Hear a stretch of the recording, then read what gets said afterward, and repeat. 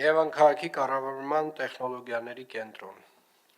Պարոն քաղաքապետ, նախորդ շաբաթվա ընթացքում արձանագրված վավերացումները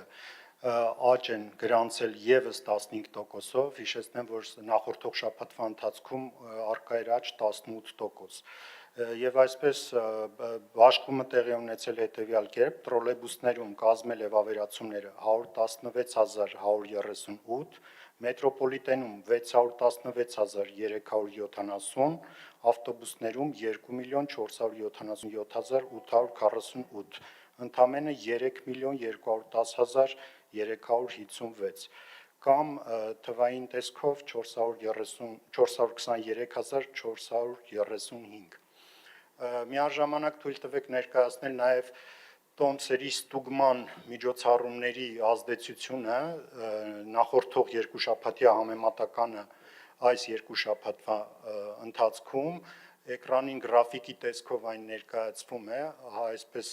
նախորդող երկու շաբաթվա ընթացքում կազմել է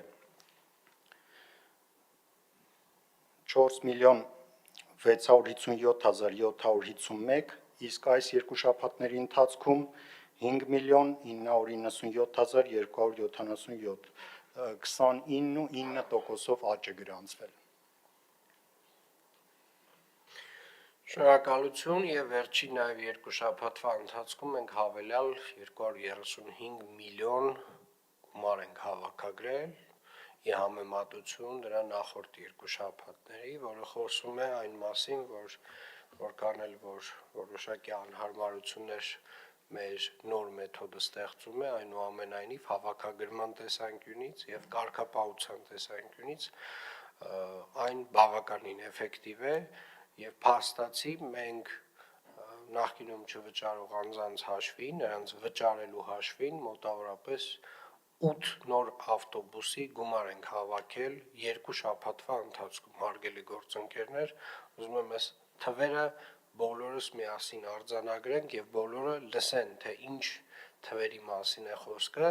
եւ նորից կրկնեմ բոլոր այն մարդիկ, ովքեր որ բողոքում են, որ տրանսպորտի քանակը քիչ է, պետք է ֆիքսեն, որ նաեւ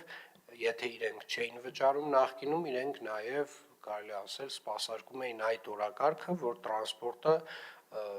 շուտ չավելանա քաղաքում։ Իսկ մենք այս պահին ունենք գալի 45 տրոլեյբուսներ, ուր են հասել մեր տրոլեյբուսները, պարոն Էվոյան։ Տրոլեյբուսների վերջնական այս պահին թարմացված ինֆորմացիա չկա, բայց պետք է որ Ռուսաստանի տարածքում լինեն։ Շատ լավ, այսինքն մոտակա շաբաթների ընթացքում սպասում են 45 նոր տրոլեյբուսներ եւ արդեն 170 նոր ավտոբուսների գնման հայտը պետք է պատրաստեք։ Շնորհակալ եմ, անցնենք